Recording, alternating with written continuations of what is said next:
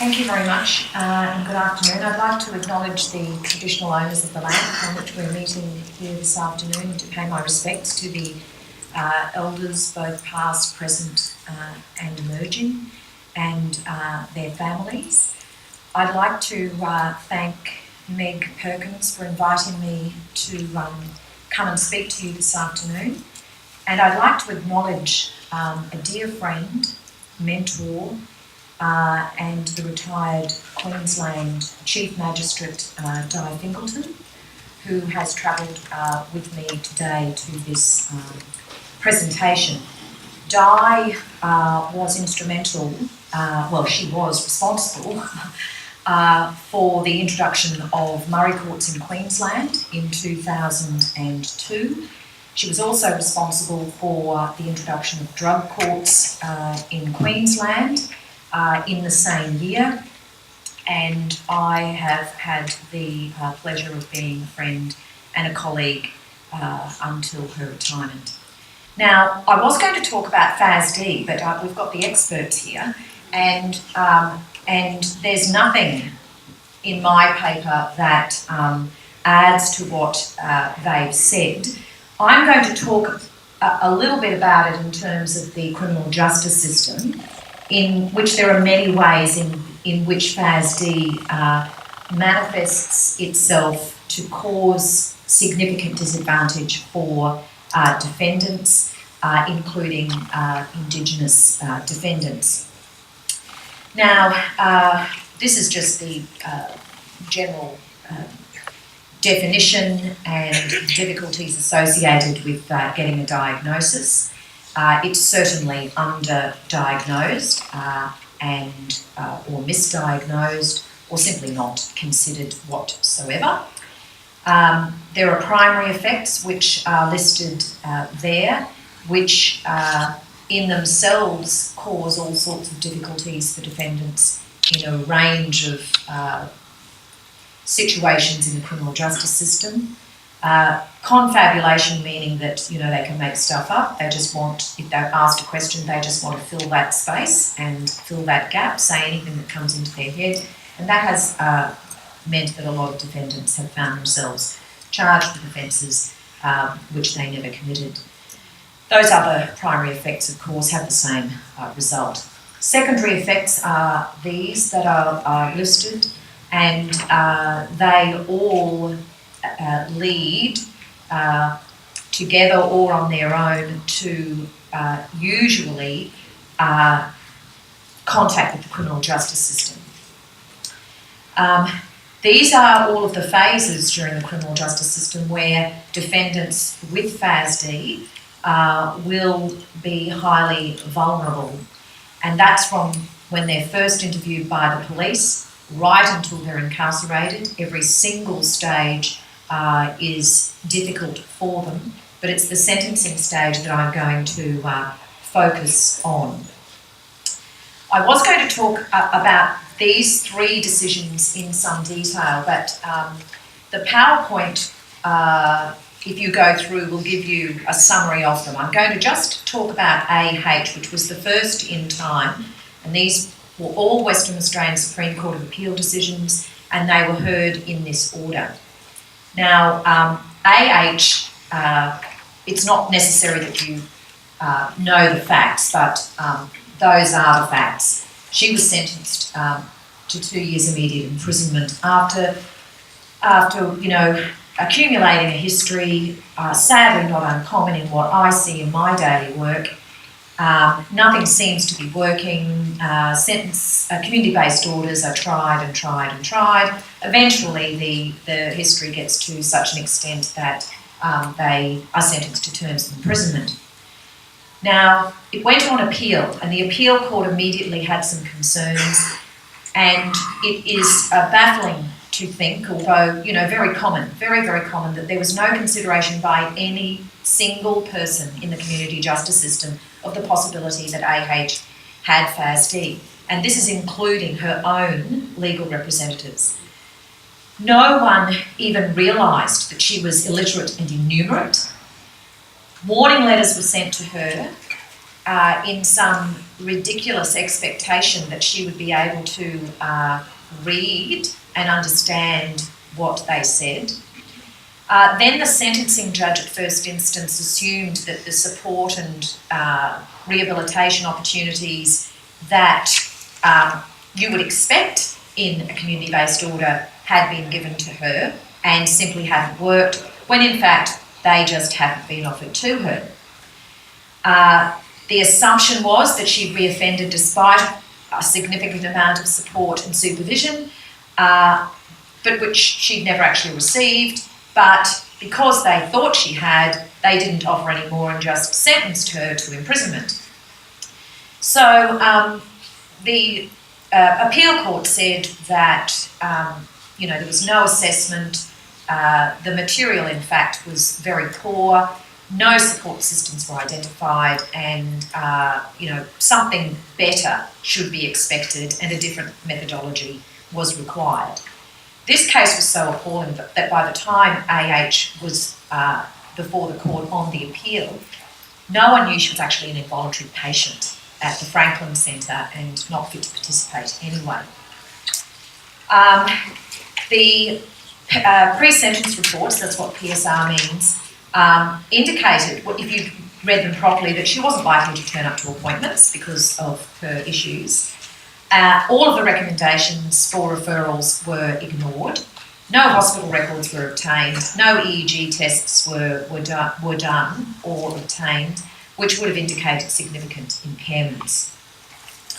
Now, there were a total of 14 reports prepared for AH throughout the system of these particular charges going up to the appeal stage, and of course the Court of Appeal said that there was far too much focus on the preparation of the reports rather than actually focusing on what she needed to get the support and assistance that might reduce her recidivism. So certain things were identified. Her condition was diagnosed. She was referred to disability services. A guardian administrator was appointed, such was the level of her incapacity. Family members were located, and a plan was put together so that she was supervised. I won't go into the appeal decision.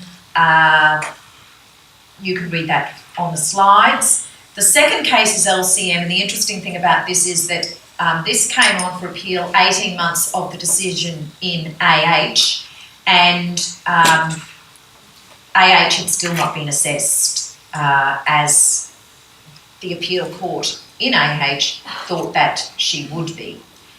This is, again, a case where no one, not even the defendant's legal representatives, considered the prospect of FASD or an intellectual or cognitive disability despite numerous reports. So again, you can read through the slides to find out the outcome. But in all of these cases, there was a reduction in the penalty on appeal by up to 3 years imprisonment reduction by 3 years imprisonment because of this diagnosis. This slide is in relation to comments of Chief Justice Martin, to which Dr. Much has already referred. I don't need to repeat those. And there's only one Queensland case that should read, and that was really just a reference by the President of the Court of Appeal to the defendant perhaps having FASD, so we don't have any Queensland decisions, which is why I'm looking at the 3 Western Australian decisions. Canada, America and New Zealand are all over this FASD compared to where we are in Australia, I'm sad to say. I think this quote here is very important, that there's no pharmaceutical solution, no successful talk therapy, no amount of jail time and no probation order that will regrow brain cells of a FASD accused, so you have to take another approach. The Canadian Bar Association, the American Bar Association have all recommended amendments of the laws to include the FASD be a mitigating factor. I won't go through Churnside because that was just yet more reports, more failures in the criminal justice system. What it did say, however, was that a court's obliged to use every means at its disposal to to arrive at a disposition which would offer protection to the community and justice to the defendant, so that there isn't this revolving door of going in and out of custody. There are possibilities and opportunities which can be explored and developed to satisfy the making of a community-based order, and sentencing judges need to cause further inquiries to be made. And so in all of those three, the appeals were successful, as I've said. If there are any lawyers in the room and you can't get a FASD diagnosis because we've got this problem certainly in Queensland, where Dr. Doug Shelton is the only one. He only does juveniles. He's training up other people, but certainly you can't get into any of these people quickly. The person you can get into, it's a $5,000 price tag, because it's a very, it's a 2-day, assessment, I'm told. But if you're a lawyer, you're representing someone, go down this path of subpoenaing all these documents, because, you'll find in child safety records where the mum was a drinker, you'll get the information that you can piece together what you think may be a diagnosis, and then you might be able to get yourself into, or get the defendant into, one of the Murray courts around the state. And just before I go on to talk about Murray courts, I just have added this to my PowerPoint. I've been using this table now for certainly all the years that I have been in the Children's Court or Murray Court, because it really does point out how behaviour can be misinterpreted so easily, but which, when you really think about it, means something quite different. So I'll leave you with that table. It's attached to my PowerPoint because I want to get on to what hopefully you might think is a good story, and that is the Murray Courts system. Now, I can only speak about the Brisbane Murray Court and the Richlands Murray Court. I don't sit in any other court. I've been in the Brisbane Murray Court since 2009. I've recently started in the Richlands Murray Court as well, when that Murray Court magistrate got transferred to Maroochydore. The idea is that we try and keep Indigenous defendants out of custody, reduce their recidivism, and reconnect them to culture. So the Murray Court is a sentencing court, so defendants have to plead guilty. They have to be willing to participate with the community justice group. They have to be willing to undertake programs and comply with bail conditions, in relation to which I'll give you some information. They need to respect the court process and the elders, and it's actually quite an intense experience. I've modelled my Murray Court. Every Murray Court is different. It really comes down to what the elders want. The Murray Court prior to 2009 in Brisbane was a different creature to what it is now. Essentially what happens now is that, and since I think about 2015 or 16, this is statewide, insofar as every defendant must participate in what's called a Murray Court entry report. They were cultural reports as I started them, but now that they're statewide, they all have to be called the same thing.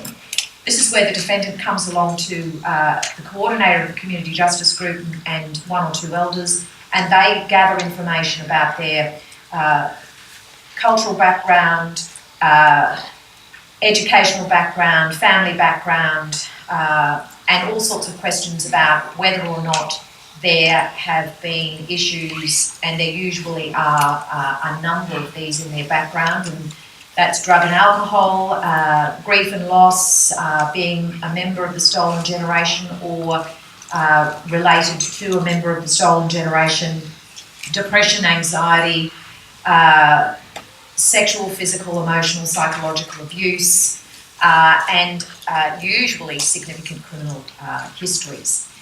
And that, unfortunately, is the kind of defendant that comes to the Murray Court. They're usually always looking at a term of imprisonment. They've usually always served terms of imprisonment. We can only take people who are prepared to be on bail, so if they're in custody, they are not eligible for the Murray Court. And that's because we have bail conditions that they need to comply with. So, for example, as well as attending the Murray Court entry report, and once the Murray Court entry report is done, it comes to the elders and the magistrate and is used in the first court appearance. So the first court appearance, I confirm the charges, I confirm how they're pleading, I get a history, criminal and traffic, interstate, whatever there is. I can tell usually the defendant at that time what the range of sentencing will be, and I can never give a definite because you've got to hear and gather so much more information before you reach that decision. But I usually say, look, for this sort of offending, with this kind of history, this is the range. And then I explain to them that it's about trying to build up as many mitigating factors as possible. We call them, the elders and I talk in terms of ticks against their name. And I said, you need to gather as many ticks against your name as possible so that at sentence I can take all those ticks into account to reduce your penalty. So then we talk about what's in the report. Every Murray Court day there are a number of service providers present at the court. They include mica housing projects, and every defendant sees them if they've got any housing difficulties. Centrelink, there's usually a number of people who've had their benefits cut off because they didn't turn up for an appointment. There is Queensland Health and Aboriginal Health to make referrals to the alcohol, tobacco and other drug services, or Biala, which is also an alcohol and drug service. Relationships Australia counsellors are there every court day, and the defendants rotate through the counsellors to see a counsellor every time they come to court. There are also counsellors available every Friday, and extra appointments are made for those people who need extra assistance. We're very much gender-based, of course, because of the cultural considerations, and so we have female counsellors, male counsellors. We also have yarning circles, so there's a female yarning circle once a month. The aunties run that with the coordinator of the community justice group, who's a female, and they will do little things like making jewellery or painting or cooking or little games or just yarning. And we also have a male yarning circle as well once a month. In addition to the Murray Court entry report, we have progress reports as they go through the system, and then ultimately a sentence report. Defendants have to be prepared to be in this court for some time. I have held someone in the court for 12 months so that she could build up enough mitigating factors so that I could avoid sentencing her to prison for spitting on a police officer.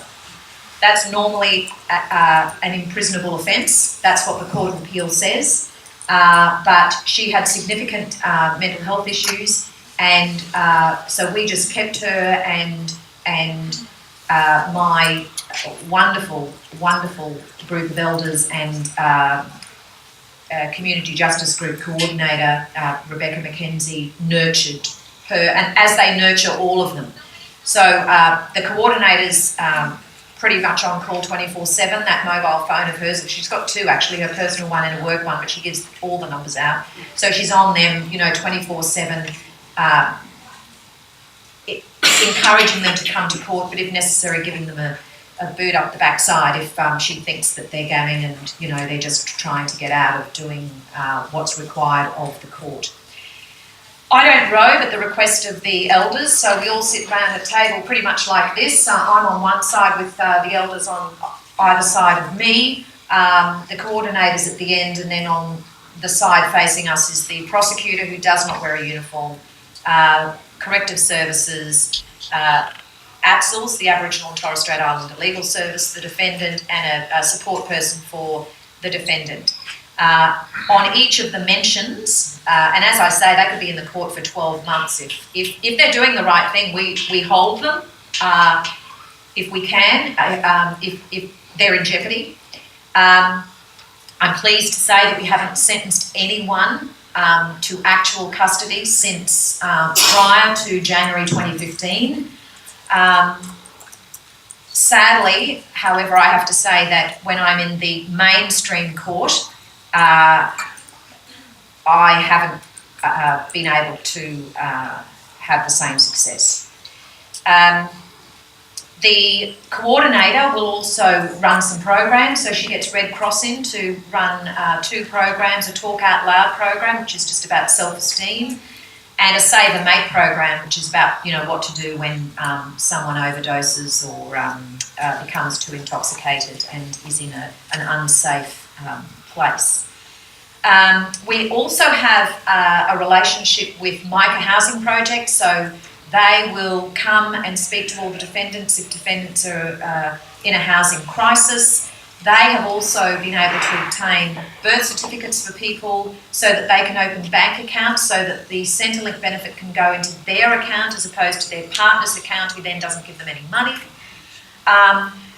We are talking to an organisation called Synapse. They are running a Gutty project, which was formulated in the Quigley night shelter in Cairns with the assistance of Indigenous elders, and is a culturally appropriate tool to use for people who've got neuropsychological deficits who struggle to comply with court orders, because anyone with FASD or any neurocognitive disability struggles to comply, and we have come to the understanding that all of these defendants actually need someone to hold their hand and walk them through this system.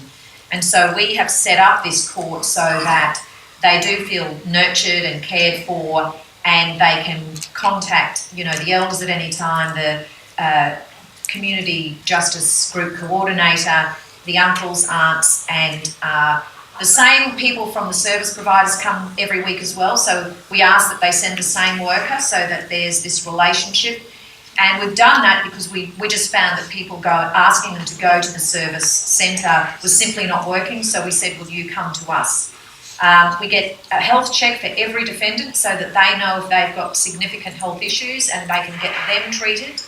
And so that we know that they can comply with the things that we're asking them to do. There's no point in asking someone to be physically present if they've got a physical disability.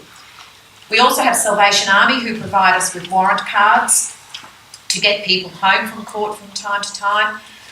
We have also partnered, and I use that word loosely, these are just service providers who out of the goodness of their heart have just come along because someone spoke to someone, or my community justice group coordinator was at a NAIDOC event and had a stall, and she's brilliant. So they all come to court. And I recently received a tool from an American organisation, the American FASD organisation, and it's a booklet called My Kind of Mind, which is a more positive spin on this issue that exists for defendants with these sorts of disabilities. And it will flag for us, I hope, the manner in which these defendants will best communicate. Some people can talk, some people can read, some people can write, some people need to draw a picture, some people need to talk. When I was in the drug court, I had a defendant who would give me his weekly report by singing a song and playing the guitar. So we're trying to get these people to respond to us in the best way for them, but still gives us information that we can use to make things easier for them. You will all have heard, I think, of Sisters Inside. They are a terrific organisation, and we have defendants who are supported by them, and they come to court as well. We encourage defendants to speak. They're always given the opportunity to speak. The elders, I get the elders to speak to them hopefully much more than I do, because that is a very powerful process. That is, clearly the more cultural process, And you can see the difference that makes. It's not uncommon that we would have people come every week. If people are particularly vulnerable and we're worried that they are going to relapse, we get them to come every week just for a little check-in. It's amazing how important that makes them feel. And it's incredible, really. And we take that kind of attention for granted, I suppose, for those of us who come from, nurturing, families and environments. So, as I said, we keep them in the court for as long as we can. We have a terrific bunch of stakeholders, that is everyone around the bar table and in the courtroom. And so, as I said, we haven't had to sentence anyone to an actual term of imprisonment. We have, unfortunately, had to sentence people to, well, I do the sentencing, sorry, I should take the blame myself. I have sentenced many to terms of imprisonment with immediate release to parole. Not all of them, sadly, have been able to get through that parole, and some of them have ended up back in custody. We have a lot of repeat customers, but what I find, and we welcome repeat customers because we accept that we can't just take the easy ones, we have to take the hard ones, and we have to accept that they will relapse. But generally, their reoffending is usually less serious or smaller in number, or after a significant gap in time. And whilst that seems like not very much, it certainly is when it means that you don't have to send them to prison, and you can see that they are looking healthier, communicating better, reconnected to culture, and perhaps don't have the cynicism towards the criminal justice system as you couldn't blame them for having. So thank you.